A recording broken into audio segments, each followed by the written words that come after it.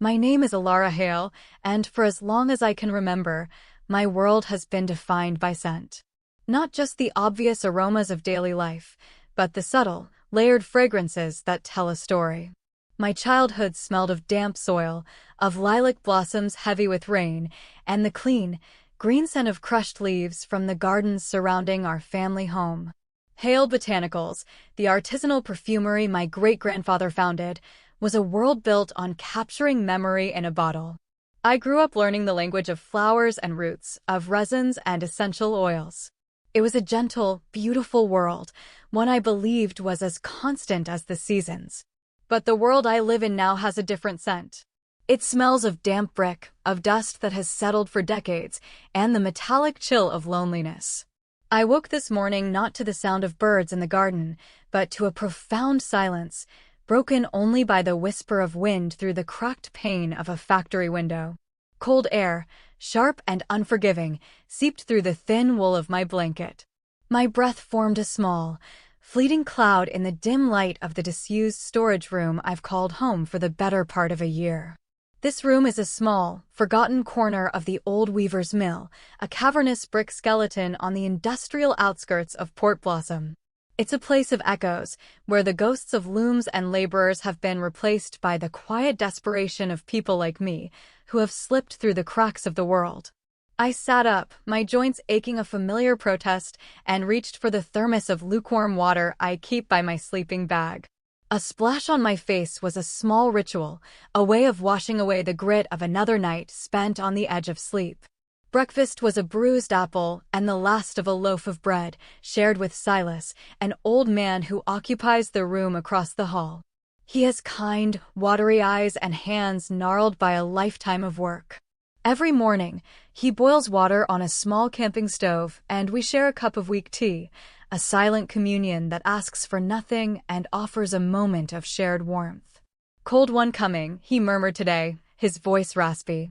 He held his tin mug in both hands, as if drawing life from its meager heat. "It feels that way," I agreed, pulling my worn coat tighter around my shoulders. It was a man's coat, too large for me, but its thick lining was a blessing. I had found it in a donation bin, a small treasure in a world of scarcity. "You taking a walk to the district?" he asked. I nodded. The district was our term for the cluster of thrift stores and charity shops a mile away. It was where we found clothes, a bit of food left out by a kind soul, or sometimes, just a place to be around the low hum of life without being seen as a nuisance. It was a hunt for the things others had deemed no longer useful, a life sustained by the cast-offs of a world I once belonged to. I thanked Silas for the tea and stepped out into the hallway. The air was heavy with the scent of decay and dampness, but I've learned to find the beauty in it. Sometimes, after a rain, you can smell the wet earth, a scent that pulls me back to my father's greenhouses, to a time when my hands were covered in rich soil, not grime. My boots crunched over loose gravel as I made my way toward the city. The sky was a seamless sheet of gray, pressing down on the brick facades of the old mills. I kept my head down, a habit learned early on. Invisibility is a form of safety out here. You learn not to meet anyone's eyes for too long, not to draw attention. You learn to become part of the background, as unassuming as a crack in the pavement. My destination was the large, blue donation bin behind the Second Grace thrift shop. It was usually overflowing by midweek. I wasn't looking for anything in particular, just the possibility of a thicker blanket, a pair of intact socks, maybe a book to lose myself in for a few hours. The lid creaked as I lifted it. The scent of mothballs and fabric softener, faint but present, rose to meet me. I began to sift through the bags gently, a quiet archaeology of discarded lives. A child's teddy bear with one eye, a stack of glossy magazines, a single leather glove. I was about to close the lid when a faint, electronic chime, barely audible, cut through the morning quiet. It was a hopeful, melodic sound, utterly out of place in this landscape of forgotten things. I paused, listening. It came again, a little stronger this time. My eyes scanned the contents of the bin. Tucked deep inside a plastic bag filled with old tablecloths was a dark, sleek rectangle. A smartphone. My first instinct was to leave it. A phone meant trouble.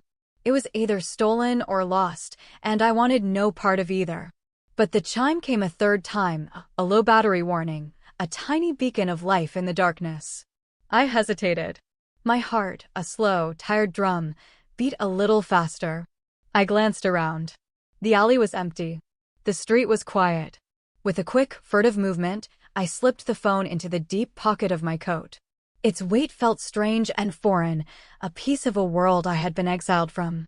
I closed the bin, my hands trembling slightly, and walked away, not back toward the mill, but toward the public library, the only place I knew of with free charging outlets and a cloak of anonymity. That night, back in my small room, the phone glowed on the floor beside me, a tiny, vibrant square of light in the overwhelming dark. I'd managed to charge it to full, my hands shaking as I plugged it in, feeling like a thief. I expected a passcode, a lock screen, a digital wall that would keep me out. But there was nothing. With a simple swipe, the screen opened to a minimalist home screen. There were no photos in the gallery, no messages, just a few neatly organized folders. One was labeled Business, another Contacts, and a third simply J. My breath caught in my throat. I touched the folder labeled J. Inside was a single video file. The thumbnail was a picture of a man in a sharp tuxedo, his arm around a young woman in a brilliant white wedding gown. They were both smiling, bathed in the golden light of a setting sun. The man's smile was the same one that had once been directed at me, the one that had promised a lifetime of happiness. It was Julian, my husband, the man I had been convicted of murdering, the man whose death had cost me 7 years of my life. I pressed play. The video was short, a simple clip of them cutting a wedding cake. Laughter, the clinking of glasses, the murmur of a happy crowd. I zoomed in on his face. He was older, a few more lines around his eyes, but it was him. Healthy, happy, alive. At the bottom of the screen, a small, unobtrusive date stamp glowed, October 14th. Last month. The air rushed out of my lungs. The brick walls of the room seemed to tilt, the floor shifting beneath me. The cold I had felt all day was nothing compared to the ice that flooded my veins now. He hadn't died. He had simply moved on, started a new life, built on the ruins of mine. For 7 years, I had grieved a man who was celebrating his new beginning. I had rotted in a cell for a crime that had never been committed. And in that moment, the gentle, resigned sorrow I had carried for so long fractured, and something new, something hard and sharp as glass, began to form in its place. Before the mill, before the donation bins, before the gnawing hunger and the pervasive cold, I was Alara Hale. My life was a tapestry woven with the scent of wisteria and rose absolute of sandalwood and bergamot. Hale Botanicals wasn't just a business, it was our legacy. My father, Thomas, could tell you the origin of a single drop of jasmine oil just by its fragrance. My mother, Annalise, managed the elegant storefront in the heart of Port Blossom, a place that felt more like a serene sanctuary than a shop. My childhood was filled with light and color. I spent my summers in our vast gardens, learning the names of flowers not from books, but from their living, breathing presence. My education was privileged, my future mapped out. I studied botany and chemistry at a university upstate, not with the intention of taking over the business, but to understand its heart. My parents bought me a lovely brownstone apartment on a quiet, tree-lined street, a place where the morning sun would spill across the polished hardwood floors. I was quiet, more of an observer than a participant. I preferred the company of books and the solitude of the lab to loud parties and fleeting social engagements. My friends called me an old soul. My glasses and my tendency to listen more than I spoke often made me fade into the background, a reality I was perfectly content with. Until Julian. We met at a gallery opening, a fundraiser for the city's art museum. I was there with my parents, feeling a bit like a wilting flower in a room full of vibrant, exotic blooms. He was introduced to us as Julian Croft, a charismatic art dealer with a reputation for finding undiscovered talent. He was handsome in a classic way, with dark, intelligent eyes and a smile that seemed to be crafted just for you. He didn't talk to me about art or business. He asked about the scent I was wearing, a simple blend of lavender and cedar I'd made myself. "It's calming," he'd said, his voice a low, pleasant hum. "It smells like honesty." No one had ever said anything like that to me. He made me feel seen, not as Thomas Hale's daughter, but as myself. He invited me for coffee the next day, and that coffee turned into dinner, and that dinner turned into a whirlwind. Julian listened. He leaned in when I spoke, his focus absolute. He made my quiet world feel like the most fascinating place on earth. He sent me flowers, not extravagant bouquets, but single, perfect stargazer lilies, because I'd once mentioned I loved their intoxicating scent. He left handwritten notes tucked into the pages of books he'd recommend. He courted me with a gentle, relentless precision that dismantled all my defenses. When he proposed 6 months later, on a windswept cliff overlooking the ocean at sunset, it felt like the most natural conclusion in the world. My parents were enchanted by him. He was sophisticated, successful, and he so clearly adored their daughter. He even suggested he take my name, to carry on the Hale legacy. "Hale Botanicals is your family's soul," he'd said. "It would be an honor to be a part of it." It felt impossibly romantic. For the first 2 years, our life was a beautiful dream. We hosted elegant dinner parties, traveled to Europe to source rare ingredients for the business, and fell asleep in each other's arms, whispering promises into the darkness. I had never known such happiness. I believed in it with every fiber of my being. But the most beautiful flowers are often the first to wilt. The change was subtle at first. A shadow of distance that began to lengthen between us. We'd been trying for a child since we were married, a dream we both spoke of often. But with each passing month, the dream receded further. Initially, Julian was comforting. "Don't worry, my love. It will happen when the time is right." But as months turned into years, his comfort wore thin, replaced by a quiet impatience. His mother, Beatrice, a woman with a smile as thin and sharp as a shard of glass, began to make pointed remarks during our Sunday lunches. "A legacy needs an heir, Alara," she'd say, her eyes glittering. "I do hope there isn't a problem." Julian would never defend me. He would just shrug, a gesture of helpless frustration that made me feel like a failure. "Maybe we should see a specialist," he'd suggest later, his tone implying the fault was entirely mine. Then came the late nights he claimed were business meetings, the faint, unfamiliar scent of a woman's perfume on his jackets. When I confronted him, he would laugh, a soft, patronizing sound. "Darling, you're being paranoid. You're under so much stress, you're imagining things." He was so convincing that I almost believed him. I started to think I was the one who was broken, not just my body, but my mind. The breaking point arrived on a cold Tuesday evening. We were sitting in the living room, a strained silence hanging between us. Beatrice was there, knitting silently in an armchair, her presence a heavy weight. "Julian," I said, my voice shaking but firm. "I can't live like this anymore. If you're not happy, if you don't love me, we should get a divorce." The knitting needles stopped their soft clicking. Beatrice looked up, her expression one of polite shock. Julian's face went blank for a moment before hardening. "Divorce?" Beatrice said, her voice dripping with false concern. "Alara, dear, that's such a drastic word. Julian is under a lot of pressure. All successful men are." "He's been under pressure for 2 years," I shot back, my patience gone. "He barely comes home, he's drinking too much, and I'm tired of pretending this is a marriage." Julian just watched me, his dark eyes unreadable. But I saw a flicker of something in their depths, something cold and calculating that made my skin crawl.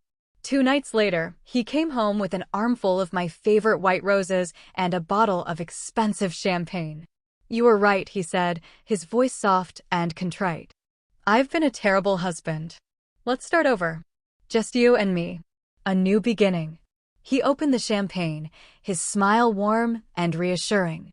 He poured 2 glasses and handed one to me, toasting to our future. I remember the crisp, cool taste of the first sip, the tiny bubbles dancing on my tongue. And then I remember nothing at all. I woke to the sound of thunder. Not from a storm, but from a heavy, rhythmic pounding on our front door. My head felt like it was filled with cotton, my limbs heavy and unresponsive. I stumbled out of bed and made my way to the door, pulling it open to find two uniformed police officers on my doorstep. Behind them, I could see Beatrice, her face a mask of theatrical horror. "Mrs. Hale," one of the officers said, his voice devoid of emotion. "We've received a call. We need to come in." Before I could respond, they pushed past me, moving with a grim purpose toward the bedroom.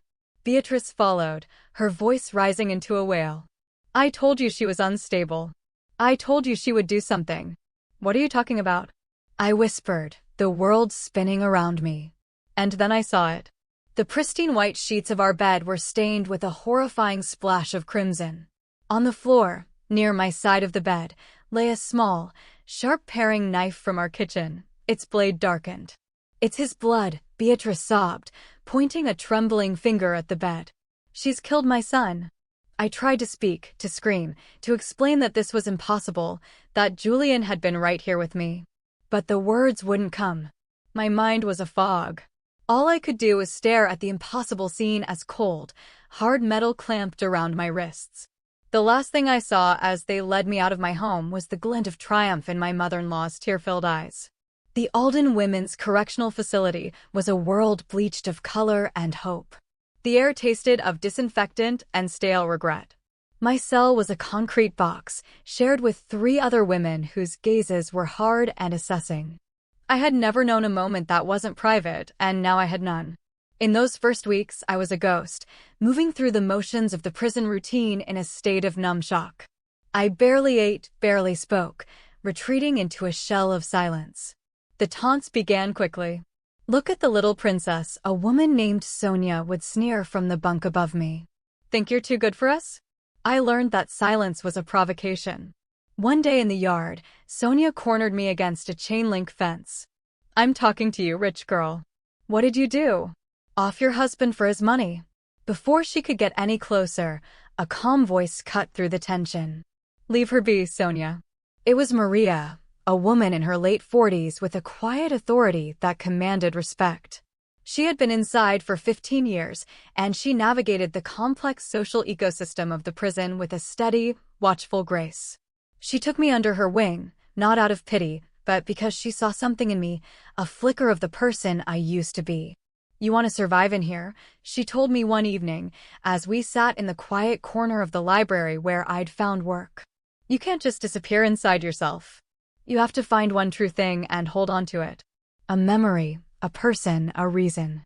That's your anchor. Without it, this place will swallow you whole." My anchor became the library. Surrounded by books, by stories of other worlds, I found a sliver of peace. I organized the shelves, repaired torn pages, and lost myself in the ink and paper. Maria taught me how to stand up for myself without starting a fight, how to build a wall of self-respect that no one could tear down. The grief for Julian slowly, painfully, began to transform. It wasn't about revenge. I still believed him to be a victim. My resolve became about survival. I would endure this, and one day, I would understand the truth of what had happened. I would honor his memory by reclaiming my life. 7 years. 2,555 days. That's the time I served. When they finally released me, they handed me a small box with my belongings, my glasses, a simple silver locket my mother had given me, and the clothes I was arrested in, which now hung on my gaunt frame. I walked out of the prison gates into a world that no longer had a place for me. My parents had both passed away from what my lawyer called broken hearts during my trial. My beautiful brownstone had been sold to pay for legal fees.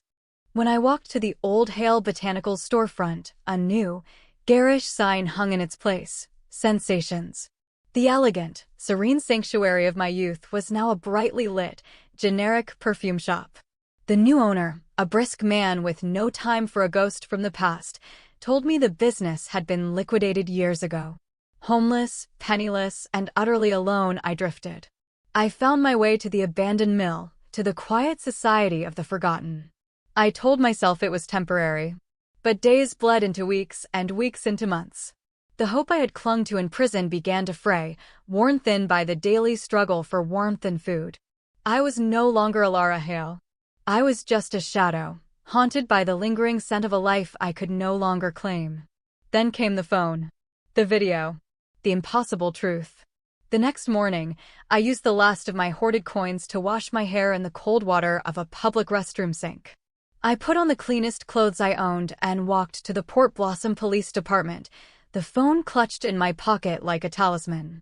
The officer at the front desk was young, bored, and scrolling on his own phone. He listened to my story with an expression of open disbelief. "So, let me get this straight," he said, a smirk playing on his lips. "You served 7 years for murdering your husband, who you're now saying is alive and well, and you have proof on this phone you conveniently found?" "It's the truth," I said, my voice quiet but steady. I placed the phone on the counter. He framed me. He and his mother. I lost everything. "Lady, people come in here with wild stories every day," he sighed, pushing the phone back toward me. "Looks to me like you're after a reward or something. Now, if you'll excuse me." Tears of frustration burned my eyes, but I held my ground. "I am not leaving until someone listens to me." "Is there a problem here, Officer Jennings?" The voice came from behind me. It was deep and calm, with a note of authority that made the young officer sit up straighter. I turned to see a tall man in a plain suit. He wasn't handsome in the way Julian was. His face was more rugged, marked by a quiet weariness around the eyes that spoke of long hours and difficult cases. He looked at me, not with pity or suspicion, but with a steady, assessing gaze that seemed to see past my frayed coat and into the heart of the matter. "This woman," the officer began, "is claiming her dead husband is alive." The man stepped closer, his eyes never leaving mine. "Ma'am," he said, his voice gentle. "My name is Detective Leo Vance. Why don't you come with me to my office, and you can tell me everything from the beginning." In Leo Vance's small, cluttered office, I finally felt a sliver of solid ground beneath my feet. He didn't interrupt. He just listened, his expression thoughtful, as I recounted the entire story, my life with Julian, the trial, prison, and the video on the phone. When I finished, my voice was hoarse with unshed tears. I pushed the phone across his desk. He watched the video, his jaw tightening. "Julian Croft," he said, more to himself than to me. "I remember that case. It was all over the news. Closed book. The evidence was overwhelming." "The evidence was a lie," I whispered. He looked from the phone back to me, and for the first time in 7 years, I saw belief in someone's eyes. "Leave this with me, Miss Hale. I'm going to look into this. Where can I find you?" I gave him the address of the mill, a flush of shame rising in my cheeks. He simply nodded, then took out his wallet and placed a few folded bills on the desk. "Get yourself a warm meal and a room for the night. And stay put. I'll be in touch." Leo was a man of his word. Within 2 days, he had reopened my case file. He found what my defense attorney had missed or been paid to ignore: inconsistent timelines, coached witness statements, and a shocking lack of forensic evidence directly linking me to the faked crime scene. Most importantly, there was no official death certificate for Julian Hale, only a declaration of death in absentia, pushed through the courts with suspicious speed by Beatrice's high-powered lawyers. He traced the phone's owner to a recently reported theft in a city 2 states away. And from there, he found him. Julian was no longer Julian Croft. He was now Julian Sterling, a respected art consultant on the verge of marrying Amelia Davenport, the sole heiress to a vast shipping fortune. The pattern was chillingly clear. "He's a predator," Leo told me over the phone a week later, his voice grim. "He finds wealthy, trusting women, isolates them, and drains their resources. You weren't his first, Alara. But with you, he escalated. He didn't just want your money, he wanted your life." "What happens now?" I asked, my heart hammering. "I'm going to pay Mr. Sterling a visit," he said. "Alone. If I go in with a team, he'll have lawyers stonewalling us before I can ask a single question. I need to get him on record. I need him to think he can talk his way out of this." The thought of Leo facing Julian alone terrified me. "It's too dangerous." "It's my job," he said gently. "I'll call you when it's done." 2 days passed in agonizing silence. Then I got a call not from Leo, but from his partner. Leo was in the hospital. Julian had tried to flee, and there had been a violent struggle. I found him in a private room, a bandage wrapped around his head and his arm in a sling. He managed a weak smile when he saw me. "He hits harder than he looks," he said, his voice raspy. "Leo, you shouldn't have gone alone," I said, sinking into the chair beside his bed. "It was worth it," he said, his gaze intense. "Before he lost his temper, he tried to bribe me. Offered me $1 million to make this all go away. That, Alara, is an admission of guilt. We've got him." In that moment, looking at this man who had put himself in harm's way for me, a stranger he met in a police station, I felt a profound shift inside me. It was the first time someone had fought for me, truly fought for me, since my father died. The day of the official interrogation, Leo insisted we make a stop first. He took me to a high-end salon. "You are going to face him as the woman you are," he said firmly. "Not the victim he tried to create." An hour later, I looked at a stranger in the mirror. My hair was styled, my face wore subtle makeup that highlighted my eyes, and my old glasses were replaced with a chic, modern pair. I was wearing a simple but elegant dress Leo's partner had picked out. I stood taller. I looked like Alara Hale again. When we walked into the interrogation room, Julian was already there, looking smug and confident. But when he saw me, his smirk faltered, replaced by a flicker of disbelief. I sat across from him, the steel table cold between us. "Hello, Julian," I said, my voice even and calm. "Or is it sterling now? You've always had a flair for reinvention." He recovered quickly, leaning back with a dismissive sneer. "Prison has made you bitter, Alara." "No," I replied, meeting his gaze without flinching. "Prison made me patient. It gave me a great deal of time to think. For instance, I've often wondered how your blood ended up on my bedsheets when you were perfectly healthy." He laughed, a chilling, arrogant sound. "You always were so naive." "It was my blood. A small cut on the hand, a bit of theatrical flair. It was surprisingly easy. And the champagne? A simple sedative.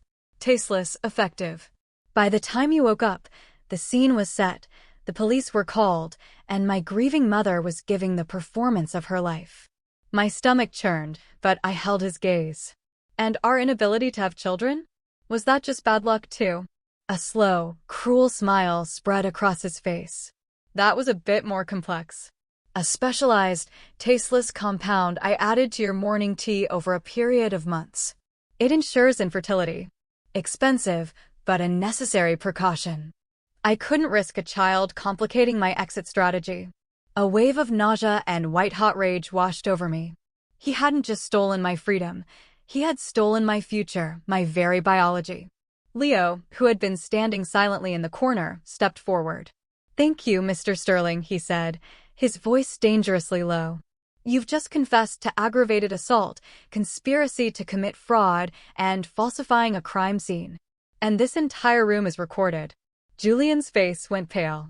He turned to Leo, his composure finally shattering. "We can make a deal. Name your price." "The only thing you'll be buying," Leo said, nodding to the officers waiting outside the door, "is time. In a maximum security prison." The fallout was swift. Julian and Beatrice were both arrested. The case became a media sensation, exposing a level of corruption that rocked the city. The judge who had presided over my trial was implicated in a bribery scandal and resigned in disgrace. My conviction was formally overturned, my name cleared. Walking back into the building that once housed Hale Botanicals as its rightful owner was a surreal experience. The garish sensations sign came down, and I began the slow, deliberate process of rebuilding. I hired a new team of young, passionate artisans. We didn't try to recreate the past. We created something new, a brand built on resilience and authenticity. But my true healing didn't happen within those walls. It happened in the quiet moments with Leo. He helped me navigate the legal labyrinth of reclaiming my assets, but more than that, he taught me how to trust again. Our relationship grew slowly, naturally, like a sturdy plant reaching for the sun. It was built on quiet cups of coffee, on long walks where we didn't have to speak, on the shared understanding of what it means to see the worst of the world and still choose to find the good.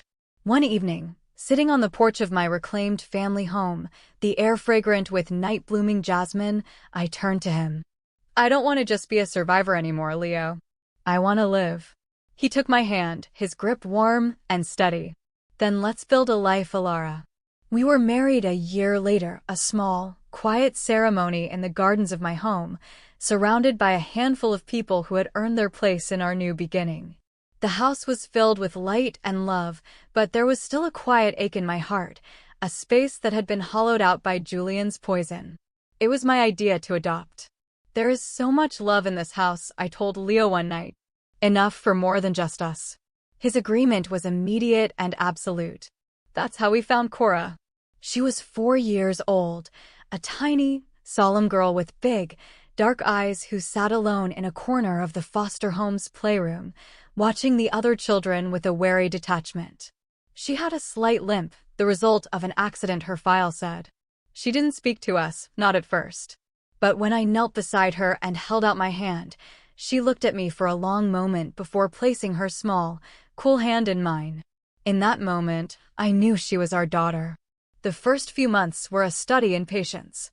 We read her stories she didn't respond to. We took her for walks in the garden, pointing out the flowers.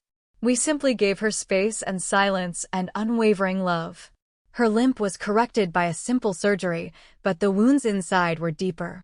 The breakthrough came on an ordinary afternoon.